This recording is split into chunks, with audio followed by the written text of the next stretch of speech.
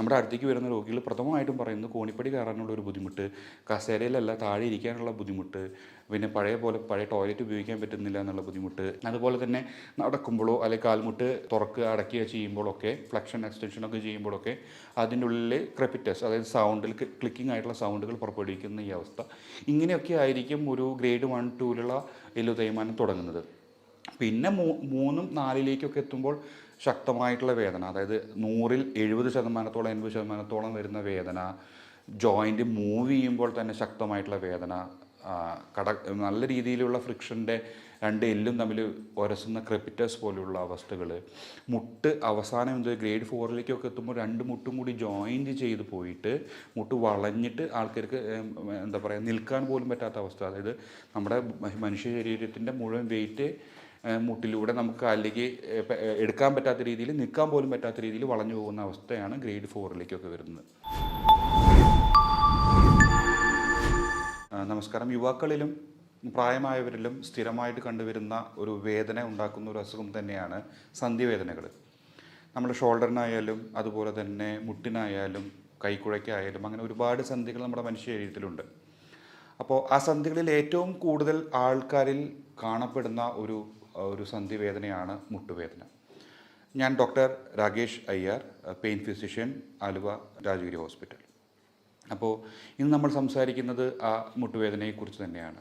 അപ്പോൾ മുട്ടുവേദന പലതരത്തിലുണ്ട്. അതായത് വളരെ യങ് ആയിട്ടുള്ള ആൾക്കാരിലും അതുപോലെ തന്നെ പ്രായമായവരിലും നമുക്ക് മുട്ടുവേദന വളരെ കൂടുതലായിട്ട് കണ്ടുവരാൻ സാധിക്കുന്നുണ്ട്. അപ്പോൾ ചെറുപ്പക്കാരിൽ അതിനൊരു കുറച്ച് സെറ്റായിട്ടുള്ള കുറച്ച് റീസൺസ് ഉണ്ട്. അതുപോലെ തന്നെ പ്രായമായവരിൽ കൂടുതലായിട്ട് മുട്ടുവേദന ഉണ്ടാവാൻ കാരണമായിട്ടുള്ള കുറേ അധികം രോഗകാരണങ്ങൾ വേറെയുമുണ്ട്. അപ്പോൾ ശരിക്കും അതിനെ രണ്ടായി തന്നെ ഡിവൈഡ് ചെയ്തുകൊണ്ട്, രണ്ടായി തന്നെ വേർതിരിച്ചുകൊണ്ട് ആ രോഗാവസ്ഥയെ മനസ്സിലാക്കുകയും ആ ലക്ഷണങ്ങളെ മനസ്സിലാക്കുകയും വളരെ അത്യാവശ്യമാണ്.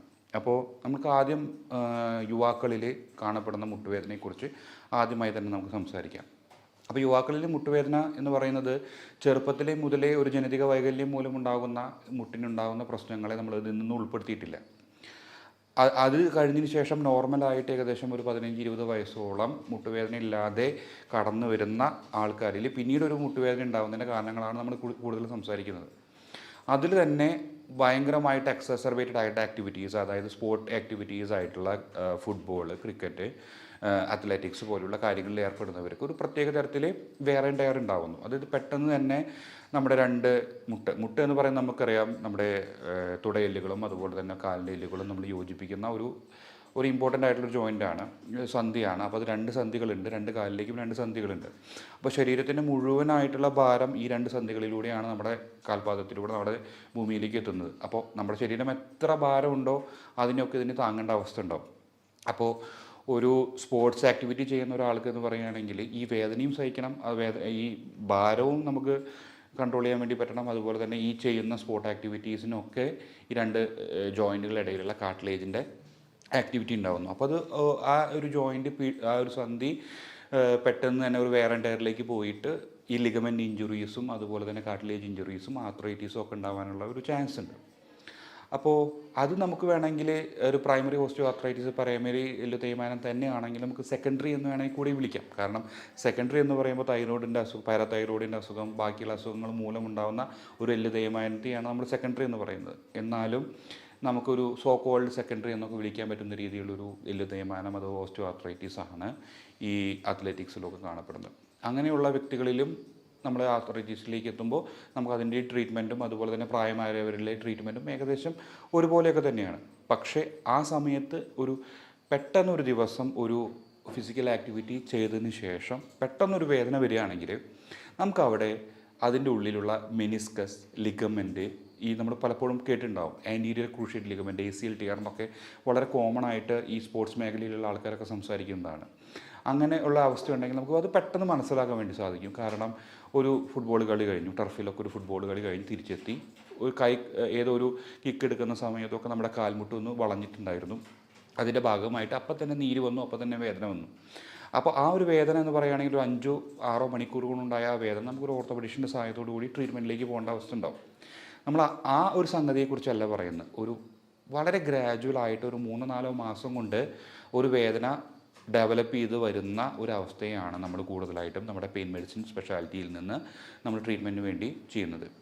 അപ്പോൾ ഇക്കണ്ട കുറച്ച് കാര്യങ്ങളാണ്, അതായത് sports activities, daily activities, ligament injury ഒക്കെ തന്നെയാണ് യുവാക്കളിൽ കൂടുതലായിട്ടും കാൽമുട്ട് വേദനയിൽ കണ്ടുവരുന്ന കാര്യങ്ങൾ. അത് കൂടാതെ തന്നെ ഒരുപാട് കാര്യങ്ങളുണ്ട്. അതിന് ചുറ്റോറുള്ള മസിലിൻ്റെ വേദന കൊണ്ടൊക്കെ മുട്ടുവേദന ഉണ്ടാവാം. അതൊക്കെ ഉൾപ്പെടാതെ തന്നെ ഈ മെനിസ്കൽ ടയറും അതുപോലെ ലിഗമെൻറ്റ് ടയറൊക്കെ തന്നെയാണ് യുവാക്കളിൽ കണ്ടുവരുന്നത്. ഇനി കൂടുതലായിട്ടും എൻ്റെ ഒ പി ഡികളിൽ കൂടുതലായിട്ടും വരുന്നത് കുറച്ച് പ്രായമായിട്ടുള്ള ആൾക്കാരാണ്. 40ഉം 50ഉം വയസ്സ് കഴിഞ്ഞതിന് ശേഷം പ്രായമായ ആൾക്കാരിലാണ് കൂടുതൽ ഈ മുട്ടുവേദന കാണപ്പെടുന്നത്. അവരിൽ എന്ന് പറയുകയാണെങ്കിൽ അവരൊരു സ്പോർട്സ് ആക്ടിവിറ്റിയിൽ ഉൾപ്പെടുന്ന ഒരാൾക്കാരൊന്നുമല്ല. പക്ഷേ അവരുടെ ഒരു ബോഡി മാസ് അല്ലെങ്കിൽ ബോഡി വെയ്റ്റ് നമ്മുടെ മുട്ട് പല വർഷങ്ങളായിട്ട് അവർ വാക്കിങ് നടക്കുകയും ഇരിക്കുകയും നടക്കുകയും കോണിപ്പടി കയറുകയൊക്കെ ചെയ്യുന്നത് മൂലം ഒരു ഡീജനറേഷൻ, അതായത് കുറേ കാലങ്ങൾ എടുത്തിട്ട് ഒരു ഡീജനറേഷൻ സംഭവിക്കുന്നത് മൂലം ഉണ്ടാകുന്ന ഒരു എല്ല് തേയ്മാനമാണ് നമ്മുടെ ഒരു പ്രൈമറി ഓസ്റ്റിയോ ആർത്രൈറ്റിസ് തന്നെയാണ് എന്താ പറയുക നമ്മുടെ ഏറ്റവും കൂടുതൽ ഈ പ്രായമായവരിൽ കാണപ്പെടുന്ന ഒരു മുട്ടുവേദനയുടെ ഒരു റീസണായിട്ട് കാണുന്നത്.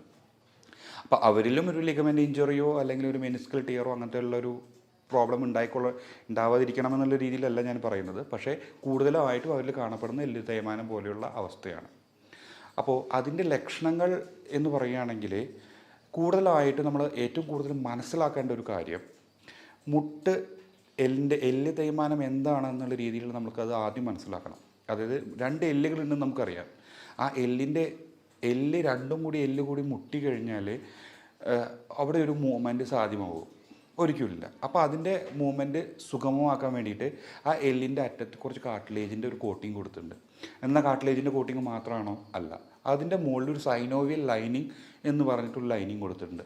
അത് മാത്രമാണോ? അതുമല്ല. അതിൻ്റെ ഉള്ളിൽ സൈനോവിയൽ ഫ്ലൂയിഡ്, അതായത് വളരെ മിനുസമുള്ള സൈനോവിയൽ ഫ്ലൂയിഡ് അതിൻ്റെ ഉള്ളിൽ കൊടുത്തിട്ടുണ്ട്. അപ്പോൾ ആ സൈനോവിയൽ ഫ്ലൂയിഡിൻ്റെയും ഈ കാർട്ടിലേജിൻ്റെ ഒക്കെ ഭാഗമായിട്ടാണ് വേദന ഇല്ലാണ്ട് ആ രോഗിക്ക് ഇത്രയും കാലം സഞ്ചരിക്കാൻ സാധിച്ചത്. പക്ഷേ ഒരു 50 or 60 വയസ്സാവുന്നത് കൂടിയിട്ട് ഈ കാർട്ടിലേജ് അവിടെ നിന്ന് മെല്ലെ അങ്ങോട്ടും ഇങ്ങോട്ടും ഉരച്ചിലിൻ്റെ ഭാഗമായിട്ട് ആ കാർട്ടിലേജ് അവിടെ നിന്ന് മാറിപ്പോകുന്നു. ആ സൈനോവിയൽ ഫ്ലൂയിഡ് എന്തു ചെയ്യുന്നു? ഈ കാർട്ടിലേജ് അവിടെ നിന്ന് മാറുമ്പോൾ 2 ബോണ്ടും തമ്മിലൊരു കോണ്ടാക്ട്, 2 അസ്ഥികൾ തമ്മിലൊരു കോണ്ടാക്ട് വരുന്നു. അസ്ഥികൾ തമ്മിലൊരു കോണ്ടാക്ട് അഥവാ ഫ്രിക്ഷൻ വരുമ്പോൾ അവിടുത്തെ നേരത്തെ പറഞ്ഞ സൈനോവിയൽ ഫ്ലൂയിഡ് കൂടുതലായിട്ട് അക്യുമുലേറ്റ് ചെയ്യുകയും കൂടുതലായിട്ട് അവിടെ കാണപ്പെടുകയും എന്താ പറയുക ആ ജോയിൻറ്റിനെ അല്ലെങ്കിൽ ആ സന്ധി സൈനോവിയൽ ഫ്ലൂയിഡ് നിറഞ്ഞ് വീർത്ത് വരികയും അതുകൊണ്ട് ഭാഗമായിട്ട് ഒരു ശക്തമായിട്ടുള്ള ഒരു വേദനയിലേക്ക് മാറുന്ന ഒരു അവസ്ഥയാണ് നമ്മൾ ഓസ്റ്റിയോ ആർത്രൈറ്റിസ് എന്ന് പറയുന്നത്. അപ്പോൾ ഇത് എന്ന് പറഞ്ഞാൽ കാലക്രമേണ ഒരു ഗ്രേഡ് 1, 2, 3, 4 എന്ന് പറഞ്ഞ് ഒരു ഏകദേശം 10-20 വർഷം കൊണ്ട് മെല്ലെ പ്രോഗ്രസ് ചെയ്ത് അവസാനം കാർട്ടിലേജ് മുഴുവനുണ്ട്, അതുപോലെ തന്നെ വേദനയുള്ള ഒരവസ്ഥയായ ഗ്രേഡ് 1-ൽ നിന്ന് കാർട്ടിലേജ് മുഴുവൻ മാറി 2 ബോണ് തമ്മിൽ കോണ്ടാക്ട് ചെയ്തുകൊണ്ട് 2 ബോണും കൊണ്ട് യോജിക്കുന്ന അത്രയും ഫ്രിക്ഷനിലുള്ള തീവ്രമായിട്ടുള്ള ഒരു വേദനയായിട്ടുള്ള ഗ്രേഡ് 4 അവസ്ഥയിലേക്ക് വരെ എല്ല് തേയ്മാനം അഥവാ ഓസ്റ്റിയോ ആർത്രൈറ്റിസ് എത്തും. അപ്പോൾ ഗ്രേഡ് 1, 2, 3, 4 എന്ന് പറയുമ്പോൾ ഗ്രേഡ് 1, 2-ന് കുറച്ച് ലക്ഷണങ്ങളും ഗ്രേഡ് 3, 4-ന് കൂടുതലധികം ലക്ഷണങ്ങളും കാണാൻ സാധിക്കുന്നുണ്ട്. അപ്പോൾ ഈ ഗ്രേഡ് 1, 2-ലുള്ള ഒരു മുട്ടിൻ്റെ തേയ്മാനമാണ് ഉണ്ടെങ്കിൽ നമുക്ക് മനസ്സിലാക്കാൻ കഴിയുന്നത് എന്താ വെച്ച് കഴിഞ്ഞാൽ നമ്മുടെ നമുക്കതിൽ മനസ്സിലാക്കാൻ സാധിക്കേണ്ട ഒരു കാര്യം എന്താ വെച്ച് കഴിഞ്ഞാൽ മുട്ടിൻ്റെ ഉള്ളിലെ പ്രഷർ കൂടുമ്പോൾ നമ്മുടെ ശരീരത്തിലുള്ള പ്രഷർ പോലെ തന്നെ മുട്ടിൻ്റെ ഉള്ളിലെ സന്ധിയുടെ ഉള്ളിലെ പ്രഷർ കൂടുന്ന ആക്ടിവിറ്റീസ് എന്തൊക്കെയാണെന്ന് കണ്ടെത്തുകയാണ്. അതാണ് അതിൻ്റെ ലക്ഷണങ്ങളിലും അതുപോലെ തന്നെ അതിൻ്റെ ട്രീറ്റ്മെൻറ്റിലും ഏറ്റവും ഇമ്പോർട്ടൻ്റ് ആയിട്ടുള്ള സ്റ്റെപ്പ് അത് തന്നെയാണ്. നമ്മൾ എന്താ പറയുക മുട്ടിൽ ചമ്രം പണിഞ്ഞിരിക്കുക എന്നൊക്കെ പറയും. അതുപോലെ തന്നെ ആ ചമ്രം പണിഞ്ഞിരിക്കുമ്പോൾ ഏകദേശം 160 മില്ലിമീറ്റർ മെർക്കുറിയാണ് ആ ജോയിൻറ്റിൻ്റെ ഉള്ളിലെ പ്രഷർ വരുന്നത്. അതുപോലെ തന്നെ കോണിപ്പടി കയറുമ്പോൾ 120 ഏകദേശം അത്രോളം വരും. കോണിപ്പടി ഇറങ്ങുമ്പോൾ 140 വരും. നിൽക്കുമ്പോൾ 60 വരും. അത് ഇരിക്കുമ്പോൾ ഒരു 20 പോകുന്നു. ആ 20 പോകുന്ന ഒരു അവസ്ഥയിലേക്ക് പോകുമ്പോൾ ചിലപ്പോൾ ആ രോഗിക്ക് വേദന ഉണ്ടായിക്കൊള്ളണമെന്നില്ല. പക്ഷേ ആ 160 പോകുന്ന രീതിയിൽ നമ്മൾ പഴയ ഇന്ത്യൻ ടോയ്ലറ്റിലൊക്കെ ഇരിക്കുന്ന അവസ്ഥയിൽ വരുമ്പോൾ ശക്തമായിട്ടുള്ള വേദന ഉണ്ടാവും. പിന്നെ ആ അവസ്ഥയിൽ നിന്ന് എണീക്കാൻ പറ്റാത്ത അവസ്ഥ ഉണ്ടാവും. അപ്പോൾ ഈ 160 എന്ന് പറയുന്ന ഇത്രയും 5 or 8 തവണ പ്രഷറുള്ളൊരവസ്ഥയിലേക്ക് പോവുകയാണെങ്കിൽ ആ രീതിയിലുള്ള ആക്ടിവിറ്റീസ്, കോണിപ്പടി കയറുന്ന ആക്ടിവിറ്റീസ്, അതുപോലെ ചമ്രം പണിഞ്ഞിരിക്കുന്ന രീതിയിലുള്ള ആക്ടിവിറ്റീസ് എല്ലാം ചെയ്യുമ്പോൾ വേദന കൂടുകയും വേദനയോടൊപ്പം തന്നെ കൂടുതൽ കാർട്ടിലേജ് ലോസുകൾ ഉണ്ടാവാനുള്ള സാധ്യത ഉണ്ടാകുന്നു. അപ്പോൾ ഈ പറഞ്ഞ കാര്യങ്ങൾ ചെയ്യുമ്പോഴാണ് കൂടുതലായിട്ട് നമുക്ക് വേദന കാണുവാൻ സാധിക്കുന്നത്. അപ്പോൾ നമ്മുടെ അടുത്തേക്ക് വരുന്ന രോഗികൾ പ്രഥമമായിട്ടും പറയുന്നത് കോണിപ്പടി കയറാനുള്ള ഒരു ബുദ്ധിമുട്ട്, കസേരയിലല്ല താഴെ ഇരിക്കാനുള്ള ബുദ്ധിമുട്ട്, പിന്നെ പഴയ ടോയ്ലറ്റ് ഉപയോഗിക്കാൻ പറ്റുന്നില്ല എന്നുള്ള ബുദ്ധിമുട്ട് എന്നുള്ള രീതികളിലാണ് ഈ രോഗികൾ കൂടുതലായിട്ടും ആദ്യമായിട്ട് ബുദ്ധിമുട്ടുകൾ പറയുന്നത്. പിന്നീട് നമ്മുടെ ശരീരത്തിൻ്റെ വെയിറ്റ് ട്രാൻസ്ഫർ ചെയ്യുന്ന ഒരു ഓർഡർ വെച്ച് നോക്കുകയാണെങ്കിൽ നമ്മുടെ അകത്തേക്കുള്ള കാൽമുട്ടിൻ്റെ അകത്തേക്കുള്ള ജോയിൻറ്റിൻ്റെ ആ ഒരു അകത്തേക്കുള്ള ഭാഗത്തായിരിക്കും കൂടുതലായിട്ടും വേദനയും സ്വെല്ലിങ്ങും ഒക്കെ കാണുക. അപ്പോൾ ഇതൊക്കെ നമ്മൾ ഗ്രേഡ് 1ഉം 2ലും കാണുന്ന ബുദ്ധിമുട്ടുകളാണ് ഈ പറയുന്നത്. അതുപോലെ തന്നെ നടക്കുമ്പോഴോ അല്ലെങ്കിൽ കാൽമുട്ട് തുറക്കുക അടയ്ക്കുക ചെയ്യുമ്പോഴൊക്കെ ഫ്ലെക്ഷൻ എക്സ്റ്റൻഷനൊക്കെ ചെയ്യുമ്പോഴൊക്കെ അതിൻ്റെ ഉള്ളിൽ ക്രെപ്പിറ്റസ്, അതായത് സൗണ്ടിൽ ക്ലിക്കിംഗ് ആയിട്ടുള്ള സൗണ്ടുകൾ പുറപ്പെടുവിക്കുന്ന ഈ അവസ്ഥ, ഇങ്ങനെയൊക്കെ ആയിരിക്കും ഒരു ഗ്രേഡ് 1, 2ലുള്ള എല്ല് തേയ്മാനം തുടങ്ങുന്നത്. പിന്നെ 3ഉം 4ലേക്കൊക്കെ എത്തുമ്പോൾ ശക്തമായിട്ടുള്ള വേദന, അതായത് 100ൽ 70%, 80% വരുന്ന വേദന, ജോയിൻറ്റ് മൂവ് ചെയ്യുമ്പോൾ തന്നെ ശക്തമായിട്ടുള്ള വേദന, നല്ല രീതിയിലുള്ള ഫ്രിക്ഷൻ്റെ രണ്ട് എല്ലും തമ്മിൽ ഉരസുന്ന ക്രെപ്പിറ്റസ് പോലെയുള്ള അവസ്ഥകൾ, മുട്ട് അവസാനം ഗ്രേഡ് 4ലേക്കൊക്കെ എത്തുമ്പോൾ 2 മുട്ടും കൂടി ജോയിൻറ്റ് ചെയ്ത് പോയിട്ട് മുട്ട് വളഞ്ഞിട്ട് ആൾക്കാർക്ക് എന്താ പറയുക നിൽക്കാൻ പോലും പറ്റാത്ത അവസ്ഥ. അതായത് നമ്മുടെ മനുഷ്യ ശരീരത്തിൻ്റെ മുഴുവൻ വെയിറ്റ് മുട്ടിലൂടെ നമുക്ക് കാലിലേക്ക് എടുക്കാൻ പറ്റാത്ത രീതിയിൽ, നിൽക്കാൻ പോലും പറ്റാത്ത രീതിയിൽ വളഞ്ഞു പോകുന്ന അവസ്ഥയാണ് ഗ്രേഡ് 4ലേക്കൊക്കെ വരുന്നത്. അപ്പോൾ ഇതൊക്കെയാണ് നമ്മുടെ അതിൻ്റെ ലക്ഷണങ്ങൾ. അപ്പോൾ നമുക്ക് ചെയ്യാൻ പറ്റുന്ന ഒരു കാര്യം എന്താ വെച്ച് കഴിഞ്ഞാൽ ഗ്രേഡ് 1, 2 ഒക്കെ ഉള്ള അവസ്ഥയിൽ നമുക്ക് ഈ ലക്ഷണങ്ങളൊക്കെ കണ്ട് നമുക്കതൊരു ഓസ്റ്റിയോആർത്രൈറ്റിസ് ആണ് എന്ന് മനസ്സിലാക്കാൻ വേണ്ടി സാധിച്ചു കഴിഞ്ഞാൽ ആ സമയത്ത് നമുക്ക് കുറച്ചൊക്കെ കാര്യങ്ങൾ മാറ്റം വരുത്തുവാൻ വേണ്ടി സാധിക്കും.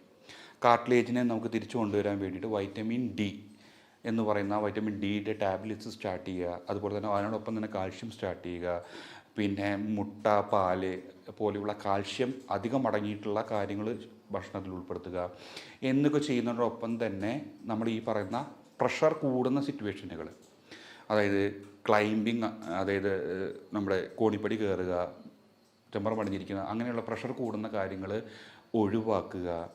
അതുപോലെ തന്നെ ഈ നമ്മുടെ ഈ പറഞ്ഞ ഡയറ്റ് മോഡിഫിക്കേഷൻസ് വരുത്തുക, ശരീരത്തിൻ്റെ ഭാരം കുറയ്ക്കാൻ വേണ്ടി ശ്രമിച്ചു കഴിഞ്ഞാൽ അപ്പോൾ അത്രയും മുട്ടിന് ഒരു വെയിറ്റ് ബെയറിങ് അത്രയേ വരുന്നുള്ളൂ. അപ്പോൾ എത്രയോ മാത്രം വെയിറ്റ് ബെയറിങ് കുറയ്ക്കുന്നു അത്രമാത്രം നമുക്ക് മുട്ടിൻ്റെ വേദനകൾ മാറ്റുവാൻ വേണ്ടി സാധിക്കും. അങ്ങനെയൊക്കെ ചെയ്യുന്നതോടൊപ്പം തന്നെ നേരത്തെ ഈ പറഞ്ഞതുപോലെ ഞാൻ എപ്പോഴും പറയാറുള്ളത് പോലെ തന്നെ ഹോട്ട് ഫോമെൻറ്റേഷൻ, ഓയിൽ മസാജൊക്കെ ചെയ്ത് ഇതിനോടൊപ്പം തന്നെ കുറച്ച് ഫിസിയോതെറാപ്പിയിൽ ഉൾപ്പെടുന്ന കുറച്ച് എക്സസൈസുകളൊക്കെ ഉണ്ട്. അതായത് നമ്മുടെ മുട്ടിൻ്റെ എല്ലുകൾക്ക് മാത്രം എല്ലാ ജോലിയും ശരീരത്തിൻ്റെ വെയിറ്റ് മുഴുവൻ താങ്ങാനുള്ള ജോലി മുഴുവനായിട്ട് മുട്ടിന് വിട്ടു കൊടുക്കാതെ അപ്പുറത്തുള്ള മസിൽസിനെയൊക്കെ സ്ട്രെങ്തൻ ചെയ്യുന്നത് പോലെയുള്ള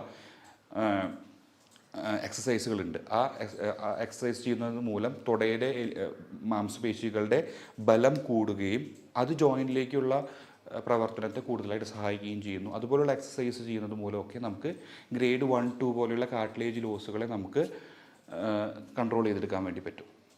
ഇതൊക്കെയാണ് നമ്മുടെ കൺസർവേറ്റീവ് മെത്തേഡ് എന്ന് പറയുന്ന മെത്തേഡുകൾ. ഗ്രേഡ് 3ലേക്ക് പോകുമ്പോൾ 3ലൊക്കെ നമുക്ക് ഈ പറഞ്ഞ കൺസർവേറ്റീവ് ആയിട്ടുള്ള കാര്യങ്ങളെല്ലാം ട്രൈ ചെയ്ത് നോക്കാൻ പറ്റുന്ന കാര്യങ്ങൾ തന്നെയാണ്. നല്ല രീതിയിലുള്ള എക്സസൈസ് കുറച്ചും കൂടിയും അതിൻ്റെ കട്ടി കൂട്ടേണ്ടി വരും. ഏകദേശം ഒരു 1-2 കിലോ എടുത്തുള്ള എക്സസൈസുകളാണ് ഗ്രേഡ് 1, 2ൽ ചെയ്യേണ്ടതെങ്കിൽ ഗ്രേഡ് 3ൽ കുറച്ചും കൂടി അധികം വൈറ്റമിൻ ഡിയും കാൽഷ്യത്തിനെയും ഒക്കെ സപ്ലിമെൻറ്റേഷൻ ആവശ്യമായിട്ട് വരും. കുറച്ചുകൂടി എക്സസൈസും ഫിസിയോതെറാപ്പിയും ഒക്കെ ആവശ്യമായിട്ട് വരും എന്നുള്ള രീതിയിൽ ചിലപ്പോൾ ഗ്രേഡ് 3യും ചെറുതായിട്ട് കൺസർവേറ്റീവിലൂടെയൊക്കെ നമുക്ക് മാറ്റിയെടുക്കാൻ വേണ്ടി പറ്റും. അല്ലെങ്കിൽ ഫർദർ പ്രോഗ്രസ് ചെയ്യാതെ നമുക്ക് വീട്ടിലിരുന്നു കൊണ്ട് തന്നെ നമുക്കത് കൺട്രോൾ ചെയ്യാൻ സാധിക്കും.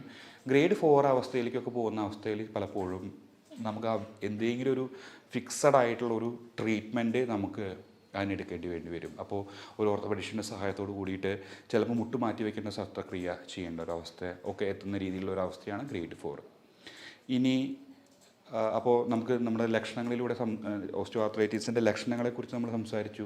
അതിന് നമുക്ക് തുടക്കത്തിൽ തന്നെ നമുക്ക് അതിൻ്റെ മാർഗ്ഗങ്ങൾ എന്താണ്, അതിനെ കൺട്രോൾ ചെയ്യാനുള്ള മാർഗ്ഗങ്ങൾ എന്ന് സംസാരിച്ചു. അതിനുശേഷം നമുക്ക് എക്സസൈസുകളും എല്ലാ കാര്യങ്ങളും സംസാരിച്ചു. അപ്പോൾ ഇതുകൊണ്ടൊക്കെ എല്ലാവരിലും ഈ രോഗത്തെ കൺട്രോൾ ചെയ്യാൻ പറ്റുമെന്ന് ചോദിച്ചു കഴിഞ്ഞാൽ ഒരു 80-90% രോഗികൾക്ക് ഈ കാര്യങ്ങളൊക്കെ ചെയ്യുന്നതോട് തന്നെ ഓസ്റ്റിയോആർത്രൈറ്റിസിൻ്റെ പ്രോഗ്രഷൻ, അതായത് ഈ ഓസ്റ്റിയോആർത്രൈറ്റിസ് എന്ന് പറഞ്ഞാൽ ശരിക്കും ഈക്വൽ ടു നമ്മുടെ ശരീരത്തിൻ്റെ വെയിറ്റാണ് അല്ലെങ്കിൽ ശരീരത്തിൻ്റെ ആക്ടിവിറ്റിയാണ്.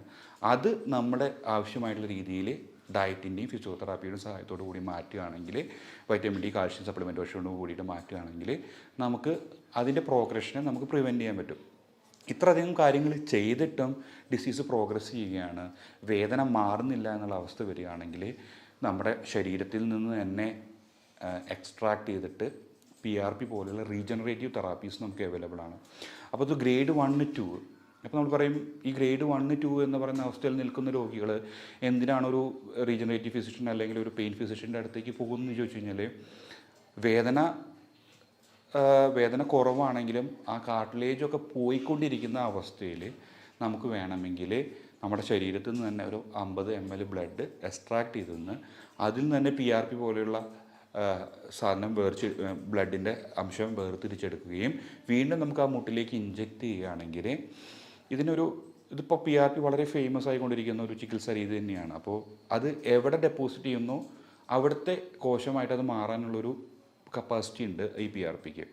അപ്പോൾ മുട്ടിൻ്റെ ഉള്ളിൽ ഇത് ഡെപ്പോസിറ്റ് ചെയ്യുകയാണെങ്കിൽ കാർട്ടിലേജ് പോയി തുടങ്ങുന്ന ഒരവസ്ഥയിൽ, അതായത് കൂടുതൽ പ്രശ്നങ്ങളൊന്നും സംഭവിക്കാത്ത ഗ്രേഡ് 2, 3 വരെയുള്ള അവസ്ഥയിൽ ഈ PRP ഡെപ്പോസിറ്റ് ചെയ്യുന്നതോട് കൂടിയിട്ട് അവിടുത്തെ കാർട്ടിലേജ് റീജനറേറ്റ് ചെയ്യുകയും മുട്ടുവേദന, ശക്തമായ മുട്ടുവേദനയൊക്കെ ഒരു ഏകദേശം 70 ഔട്ട് ഓഫ് 100 ഉള്ളൊരു മുട്ടുവേദനയൊക്കെ 0ലേക്കോ 10ലേക്കോ ഔട്ട് ഓഫ് 100ലേക്ക് എത്തുന്ന രീതിയിൽ നമ്മൾ PRP തെറാപ്പി വിജയകരമായിട്ട് ചെയ്യാൻ സാധിച്ചിട്ടുണ്ട്.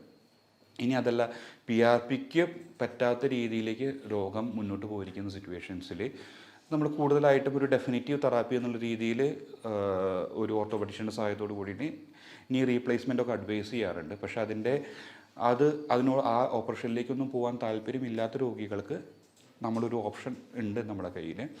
പക്ഷേ ആ ഒരു ഓപ്ഷൻ്റെ ഒരു പ്രത്യേകത എന്ന് പറഞ്ഞു കഴിഞ്ഞാൽ നമ്മൾ ഇപ്പോൾ PRP എന്ന് പറയുന്ന അവസ്ഥ ആ രോഗിയുടെ രോഗത്തെ ട്രീറ്റ് ചെയ്തുകൊണ്ടാണ് ആ വേദനയെ ട്രീറ്റ് ചെയ്യുന്നത്. അപ്പോൾ ഗ്രേഡ് 3, 4 എന്ന് പറയുന്നത് അതിൽ സർജറി ചെയ്യുകയാണെങ്കിൽ ആ രോഗത്തെ ഒരുവിധപ്പെട്ട രീതിയിൽ ട്രീറ്റ് ചെയ്തുകൊണ്ട് തന്നെയാണ് ആ വേദന മാറ്റുന്നത്. നമ്മുടെ ഗ്രേഡ് 3, 4 മീൻസ് ഓപ്പറേഷന് താല്പര്യമില്ലാത്ത രോഗികൾ, കുറച്ച് പ്രായമായിട്ടുള്ള രോഗികളാണെങ്കിൽ നമുക്ക് cooled radio frequency ablation of the genicular nerves എന്ന് പറഞ്ഞ രീതിയിലൊരു ട്രീറ്റ്മെൻറ്റ് നമ്മുടെ കയ്യിൽ അവൈലബിൾ ആണ്. എന്താ പറയുന്നത് വെച്ച് കഴിഞ്ഞാൽ നമ്മുടെ ആ ജോയിൻറ്റിലേക്ക് മാത്രം സപ്ലൈ ചെയ്യുന്ന കുറച്ച് ഞരമ്പുകളുണ്ട്. ആ ഞരമ്പുകൾക്ക് വേറെ ഒരു ജോലിയില്ല, വേറെ ഒരു മസിൽസിനെയോ വേറെ ഒരു കാര്യമോ ആ ഞരമ്പുകൾക്കില്ല ഈ ജെനിക്കുലർ നെർവിന്. ആ ജെനിക്കുലർ നെർവിൻ്റെ ആദ്യത്തെ സിറ്റിങ്ങിൽ നമ്മൾ ഒരു നമ്പിങ് മെഡിക്കേഷൻ, അതായത് ഒരു തരിപ്പിക്കാനുള്ള ഒരു മെഡിക്കേഷൻ ഉപയോഗിച്ചിട്ട് നമ്മൾ അതിനെ തരിപ്പിച്ച് നോക്കും. ആ തരിപ്പിച്ചിട്ട് നിങ്ങളെ വീട്ടിലേക്ക് വിടും. ആ തരിപ്പിച്ച് നിങ്ങളെ വീട്ടിലേക്ക് വിട്ടിട്ട് ഏകദേശം നിങ്ങളൊരു 15 ദിവസം കഴിഞ്ഞ് തിരിച്ചു വരികയാണ്. ആ വേദന കുറവ് എന്ന് പറഞ്ഞ അവസ്ഥയോട് നിങ്ങൾ യോജിച്ചിരിക്കുകയാണ്, നിങ്ങൾക്ക് അത്രയും വേദന കുറവോട് കൂടിയിട്ട് നിങ്ങളുടെ ലൈഫ് മുന്നോട്ട് കൊണ്ടുപോകാൻ പറ്റുകയാണെങ്കിൽ നമ്മൾ ഏത് ഞരമ്പുകളെയാണോ തരിപ്പിച്ചിട്ടുള്ളത് അതിന് നമ്മൾ റേഡിയോ ഫ്രീക്വൻസി അബ്ലേഷൻ മെഷീൻ ഉപയോഗിച്ചിട്ട് അബ്ലേറ്റ് ചെയ്യാൻ ശ്രമിക്കും. അബ്ലേറ്റ് ചെയ്യാൻ ശ്രമിച്ചു കഴിഞ്ഞാൽ ഏകദേശം 2-3 വർഷത്തോളം എത്രമാത്രമാണോ നിങ്ങൾ തരിപ്പിക്കുന്ന മെഡിക്കേഷൻ ഉപയോഗിച്ച് നിങ്ങൾക്ക് റിലീഫ് ഉണ്ടായത് അത്രയും വേദന കുറവ് നിങ്ങൾക്ക് ഒരു 2-3 വർഷത്തേക്ക് ഉണ്ടാകും. അതിൻ്റെ ഒരു ഡിസ്ക്ലൈമർ അല്ലെങ്കിൽ അതിൻ്റെ ഒരു അടിക്കുറിപ്പ് എന്ന രീതിയിൽ ഞാൻ പറയുകയാണ്, അത് നമ്മുടെ രോഗാവസ്ഥയെ ഒരു രീതിയിൽ മാറ്റുന്നില്ല, പക്ഷേ വേദനയെ പൂർണ്ണമായിട്ടും മാറ്റാൻ വേണ്ടി സാധിക്കും.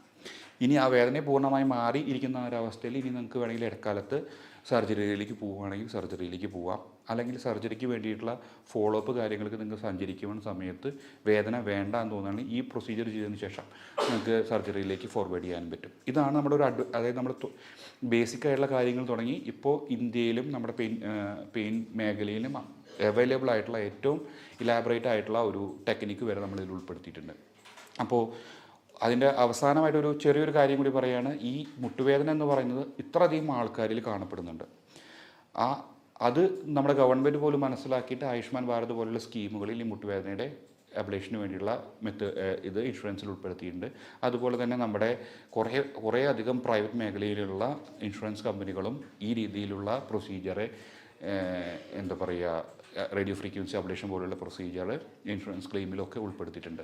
അപ്പോൾ അതെല്ലാം നിങ്ങൾക്ക് എല്ലാവർക്കും ഒരു ഇൻഫോർമേഷൻ ആയിരിക്കണം. കാരണം എന്താ വെച്ച് കഴിഞ്ഞാൽ നമ്മൾ കൂടുതൽ സംസാരിക്കുന്ന മറ്റു വിഷയങ്ങളെക്കാൾ കൂടുതൽ മുട്ടുവേദന വളരെ കോമൺ ആണ്. അതായത് നമ്മുടെ ഒരു വീട്ടിലെടുത്ത് നോക്കുകയാണെങ്കിൽ നമ്മുടെ വീട്ടിലൊരു 10 പേരുണ്ടെങ്കിൽ ഒരു പ്രായമായിട്ടുള്ള ആൾക്കാരിൽ എല്ലാവരിലും കാണുന്ന രീതിയിലുള്ള ഒരു അസുഖമാണ് മുട്ടുവേദന. തുടക്കത്തിലേ വരികയാണെങ്കിൽ PRP പോലുള്ള തെറാപ്പിയിലൂടെ കംപ്ലീറ്റ്ലായിട്ട് നമുക്ക് ഡിസീസ് തന്നെ മാറ്റി കൊടുക്കാൻ പറ്റും. കുറച്ച് വൈകിയാണെങ്കിലും പേടിക്കേണ്ട, നമുക്ക് കൂൾഡ് റേഡിയോ ഫ്രീക്വൻസി അബ്ലേഷൻ പോലുള്ള മെത്തേഡിലൂടെ ജീവിത സാഹചര്യം വളരെ രീതിയിൽ മെച്ചപ്പെടുത്താനുള്ള മെത്തേഡ്സ് നമ്മുടെ രീതിയിൽ അവൈലബിൾ ആയിട്ടുണ്ട്. അപ്പോൾ അപ്പോൾ അങ്ങനത്തെ സാഹചര്യങ്ങളൊന്നും വേണ്ടി വരുന്ന സിറ്റുവേഷനിലേക്ക് നിങ്ങൾ പോകാതിരിക്കുക. തുടക്കത്തിൽ തന്നെ നമുക്കത് കണ്ടുപിടിക്കുകയാണെങ്കിൽ എക്സസൈസ് പോലെയുള്ള മെത്തേഡ്സ്, അതുപോലെ തന്നെ നമ്മുടെ ഡയറ്റ് മോഡിഫിക്കേഷൻസ്, അതിലൂടെയൊക്കെ തന്നെ നമുക്ക് ഈ രോഗത്തെ വളരെ രീതിയിൽ കൺട്രോൾ ചെയ്യാൻ വേണ്ടി പറ്റും. അപ്പോൾ മുട്ടുവേദനയെ പറ്റിയുള്ള കാര്യങ്ങൾ കുറേയൊക്കെ കവർ ചെയ്യാൻ പറ്റിയെന്ന് നമ്മൾ കരുതുന്നു. ഇനി കൂടുതലായിട്ട് ഇതിനെ പറ്റിയുള്ള അറിവുകൾക്ക് വേണ്ടിയിട്ട് അടിയിൽ വരുന്ന നമ്പറുമായിട്ട് നമുക്ക് ബന്ധപ്പെടാവുന്നതാണ്.